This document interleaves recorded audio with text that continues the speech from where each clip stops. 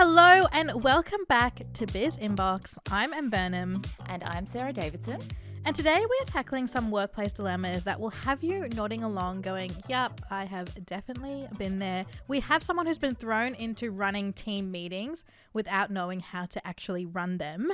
And we're also talking about resume anxiety, what recruiters actually want to see. And should you be mentioning that time you were a school captain like a decade ago? And later, we're tackling something that we have all overthought at 3 a.m. What is the actual protocol for calling in sick? Like when you're actually sick. Do you text? Do you call? Do you email? Do you need to write a handover document from your deathbed? Like, what are the actual expectations? But first, Em, I've stumbled across this handy tool that has just made LinkedIn even better. LinkedIn just launched an AI search tool. I'm obsessed with AI at the moment. Oh my that God. lets you describe your dream job in like normal human language instead of wrestling with all those annoying drop down filters that never actually have what you actually want. So you could type something in that was like, I want a creative role where I won't cry at my desk every day, and it will find matching jobs for you. I love that. Do you think it will find me a job if I typed in, I want a creative role with a lot of eligible bachelors that also work at the company? Do you know what? Could do. Who knows? Will it solve all our career and dating problems? I mean, probably not, but I'll take any win that makes job hunting slightly less soul destroying. And I'm pretty impressed with this one. I'm excited. Yeah, I'm excited to see this play out. Okay, let's jump straight into it. This first question we had emailed to us by Alex, and it says, I've been asked to run more team meetings, but mine always feel awkward and unproductive. People seem disengaged, conversations go off track, and nothing gets decided. What makes a good meeting in 2025? Are there any icebreakers or habits that actually work, or should I just stick to business? Ooh, standing on business. Should I just stand on business and tell everyone what to do?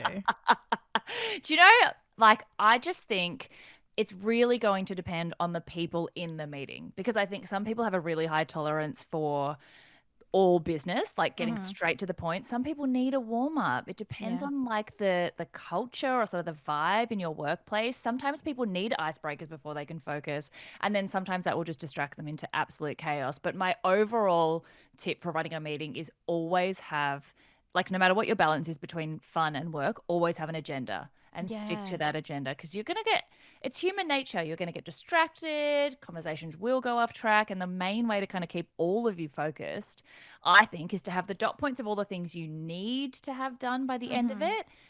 And then everyone gets a copy, circulate it. So they know the expectations of what you want to have done by the end. And then before you finish the meeting, look at it again and check, have you actually finished making the decisions that you needed to? And if you haven't, you don't let anyone leave. It's like school children. Yeah.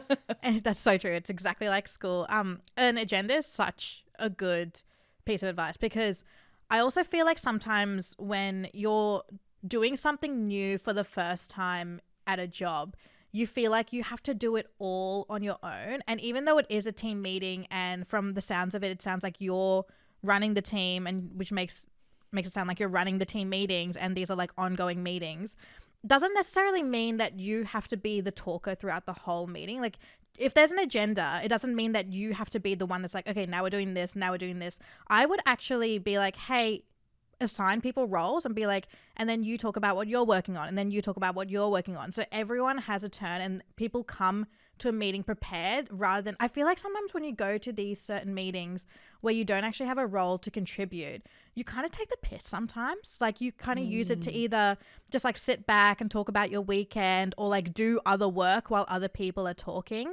I feel like if you force people to be present in your meeting is by giving them a role to play. And if like everyone has like a certain role to play in that meeting where they know they have to talk and they know they have to provide something, it will just automatically become way more productive. Oh, I love that. The allocation. Yeah. And I also People think will that, hate it, but it will make it a productive meeting. but the best part is when you do have an agenda, and if you have allocated the roles out to people so their names sort of attached to it before you come to the meeting, then the agenda is the bad guy. You're not the bad guy. It's like you've made this inanimate object the person that's keeping you all on track. And you can even kind of say that because obviously you haven't used, well, I'm guessing you haven't used them until this point. So you can even use your excuse for introducing an agenda all of a sudden so you don't look like the bad guy to be like, oh, guys, I am so tangential. Like I'm the one who always gets distracted. So You I know think how I need an easygoing agenda. I am. Yeah. And so you kind of make the agenda the bad guy. And then suddenly, you know, people are less disengaged, but not because you're being, you know, the teacher that's ticking them off. It's because the agenda's Yeah. fault. Like it's a Oh, good that's deflection. such a good. I also like the idea, and now we're getting into a bit of lying territory here, so don't tell anyone. But I, if you don't want to be like that person who makes the agenda and has to lead the meetings and everyone has to do a role, what makes me really like perk up during a meeting is when my manager says something like, leadership has asked for this, so I need to report back to them. And I'm like, oh, leadership really cares, so I have to do a lot of work here for this meeting. It will automatically make people actually try really hard. You know what also kind of perks me up is if there's ever, not that it's like a formal quiz, but if you start to like actually call people out in the meeting and say, what do you think? Yeah. Then it sets up the expectation that you better have been listening to any section because you don't know what I'm going to ask you. So you could kind of start putting people on the spot and just be like, oh, yeah, well, look, I really value all of your opinions. So, Em, what do you think about what Peter just said? And if you weren't listening to what Peter just said, like it kind of prevents the risk of disengagement because people will be like, wow, I'm really expected to be tuning in and then provide an eloquent opinion. I actually have to listen. Yeah, it sucks for me, but great for everyone else in the meeting who's like, oh crap, Yeah. we should be listening. But to your other point, I do think like a lot of meetings are already so rigid that icebreakers I feel like icebreakers get a bad rap for the name of being icebreakers. It doesn't necessarily have to be that. It can literally just be like, what's one fun thing you did on the weekend? Or like, I know when I was in the social media team, it was a very small team, and we'd start all our team meetings. We did like weekly team meetings, and we'd start them off with gratitudes, which I know can sometimes be an eye roll, but just saying one thing you're grateful for that day or the day before just makes everything feel so much nicer, and you're just automatically in a positive mood to continue the meeting. I feel like doing something like that is so low touch. Like you don't have to try too hard. It can be so easy. You can literally be like, oh, I had breakfast this morning and it was really nice. And then and I loved it and I'm grateful. Yeah. But I also think you could play around with the format depending on your team as well. Like sometimes I found one of my managers had them sort of in the meeting rooms and they were really sterile, and so everyone was really disengaged because it was not a nice environment. Whereas another one of our managers kind of took us out to a cafe and we all did our morning coffee run together. But because you're kind of like getting a coffee and then they would shout the coffee, it's such a small gesture, especially if you're in a small team and you can still chat as you walk. Yeah. It's like a walk and talk meeting where you're getting a little reward, but it's also more relaxed. And so it's less stuffy and it's more actually enjoyable. conversational. Like you'll look forward to Yeah. doing that. Yeah, totally. I feel like play around with the environment. There's no reason why you can't, especially if there's like a cafe in your building, just go downstairs so that everyone's in a different location. It's likely to improve motivation if they feel more relaxed. Oh, that's so true.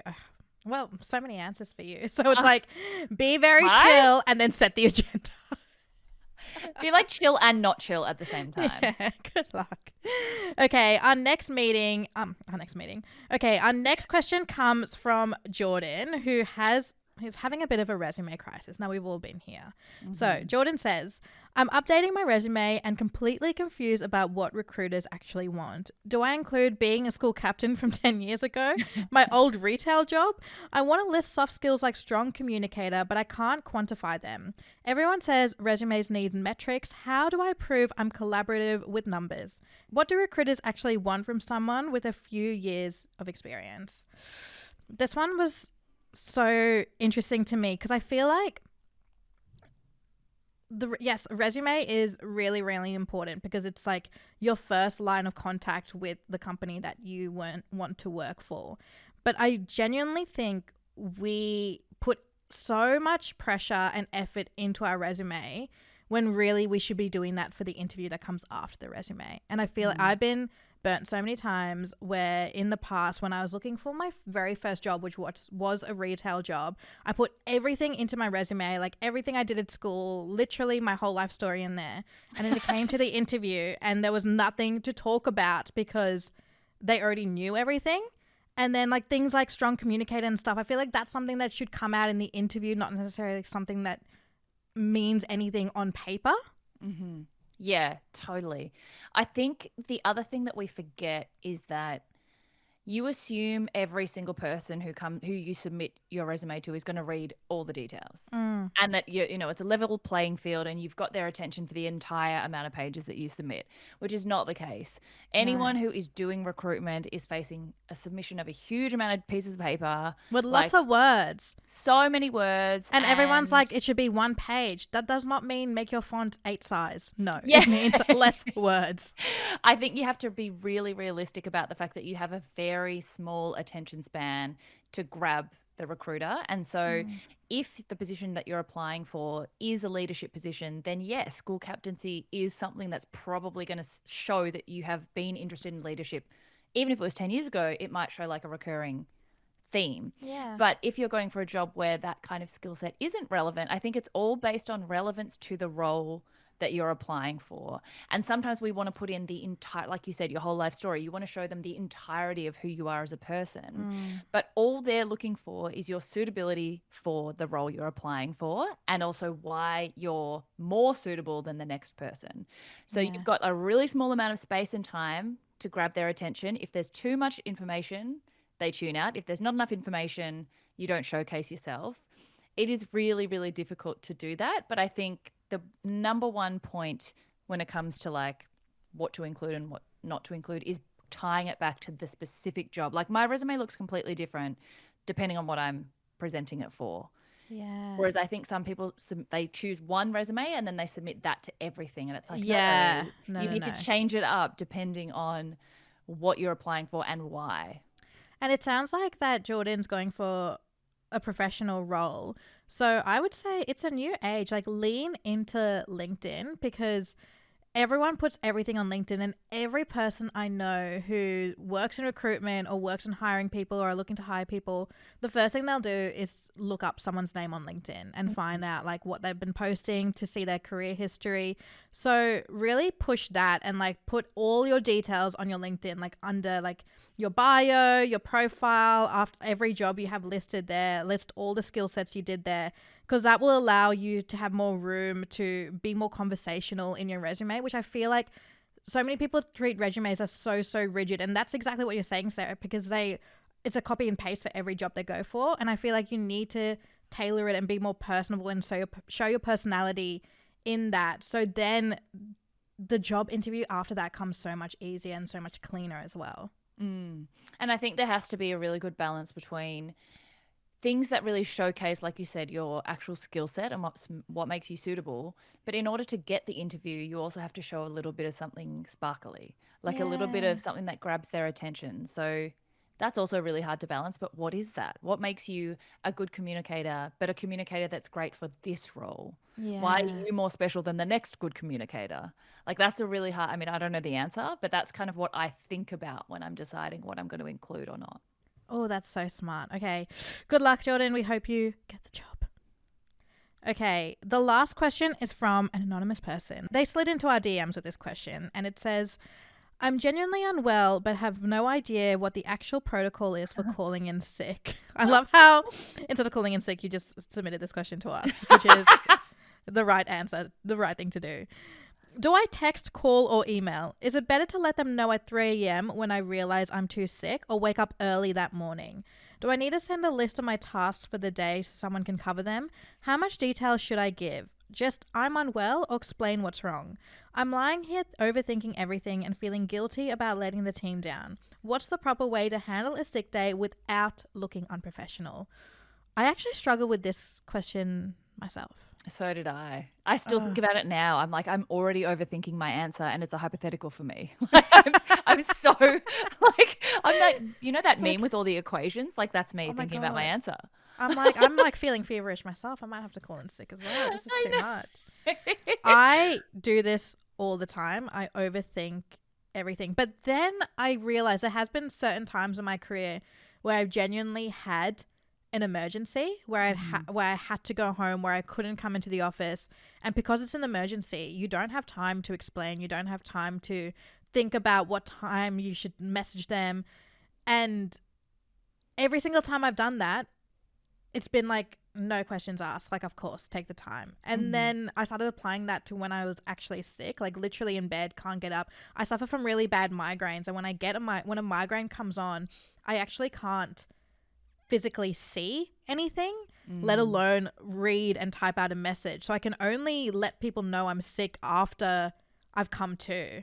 And it's one of those situations where I feel so guilty, like so bad about not being able to effectively communicate my illness to my team or to my manager.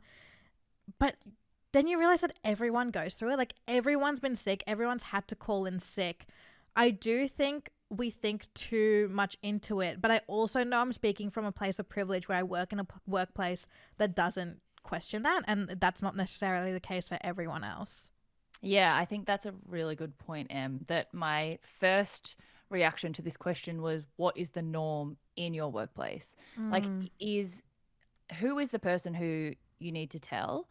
Is it your immediate boss? Is it your secretary? Is it someone more senior? Is it someone who's a peer?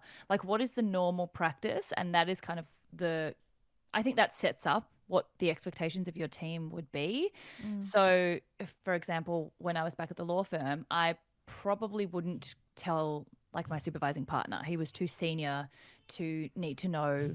Like, I wouldn't text him directly. I would probably tell my secretary, who would then tell the team, and she would like take care of circulating that to whoever needed to know based on what I was working on. And I would tell her, these are the people I'm working with at the moment. Can you please let them know? Whereas in other workplaces, that might be like, why didn't you just tell me directly? And why didn't you just flick me a text? So I think definitely suss out what your particular workplace's expectations or level of formality is. And then I also think, even though I'm really bad at this, once you have decided or come to the realization that you are too sick to go in, the more notice you can give people, the better. Yeah. And then, I mean, whether that's a text or call or email, that's the format is dependent on your workplace. But I think timing wise, like 3 a.m. or early that morning doesn't matter. It's more like, as soon as you know, the more chance that people have to work around that is probably going to be better. Like, they're not going to regret having more time to work out what they do.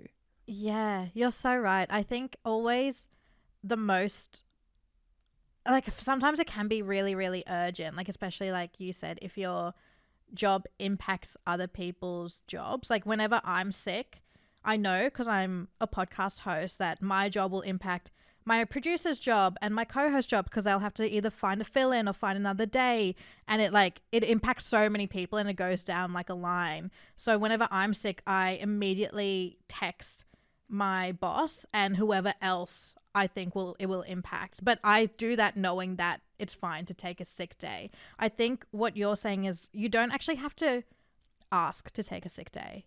Like, you're granted sick leave, you're allowed to take your sick leave. So I think women do it more than men, that we just feel so much guilt every time we have to call in sick, or every time if we have a kid and they're sick and we have to be home, or if we're caring for a parent and we have to be home. Like, the guilt that's around women when it comes to taking sick leave is so high, and everyone does it. Like, everyone does it. You don't have to be sorry for taking sick leave. You don't have to ask permission to take sick leave. You can literally just say, I'm going to be sick today. I'll be back tomorrow, or I'll be back when I'm better. And that's it. Yeah, I don't think you need to tell them your entire life story or every detail of your medical diagnosis if you don't want to. I mean, I'm an oversharer, I got food poisoning and I'm shitting like crazy. I mean, you know that's what I would say. I have said that. I've said, guys, I had something crazy last night and I've not gotten up from the toilet since. I think also that point about, like, do I wait until I wake up early that morning? I used to definitely think that if I do it the night before, will they think I'm faking, or like it's not bad enough? Like, how do I already know the day before that how do I know how I'll feel in the morning? But I think sometimes you're really unwell. Yeah. And it's, if you can let them know the night before, like, amazing. Then they have more time. If they need to organize a replacement or reschedule, like, yeah, give them the courtesy of letting letting them know. But I also sometimes would leave it to the next day because I'm like, what if I get better? Yeah. Really hard one. Oh, it's hard when it's also working from home. I feel like it's a bit easier in the office. Like, for example, I took actually 2 days of sick leave last week, and it was 2 days where I think I had like 3 recordings per day, so it messed up a lot of people's schedules. But there was no way I could come in because I was like physically sick, like I was coughing and sneezing. But people kind of knew because I was a bit ill the day before when I was in the office. Like, I guess I soft launched my sickness. Like, I looked so bad. Like, I actually got a message from a colleague who was sitting next to me going, "You don't seem like yourself today. Is everything okay?" And I'm like, I think I'm getting sick. Like, I feel so, like, I looked ill. Like, I physically looked ill. And it's easier when you're in the office because people are like, yeah, damn, she was really bad yesterday. It's harder when you're working from home and no one sees you anyway. And they're like, oh, she's sick? What she's been doing? She's just been at home. But I, like, no one thinks of it that way. But yes, I would give, I would tell people as soon as I feel a bit of an itch in my throat. Soft launch. Great. Soft Great launch. advice. Soft launch your sickness. Well, that is another Biz episode wrapped. Keep sending those questions through to us via the link in our show notes. Anonymous submissions are totally welcome, as you will have heard. Many have been submitted before. The spicier, the better. If you are worried about your boss somehow finding out, then yeah, I mean, you guys, you've seen it before. You can trust us. We will protect your name, and we'll be back next week with more workplace wisdom.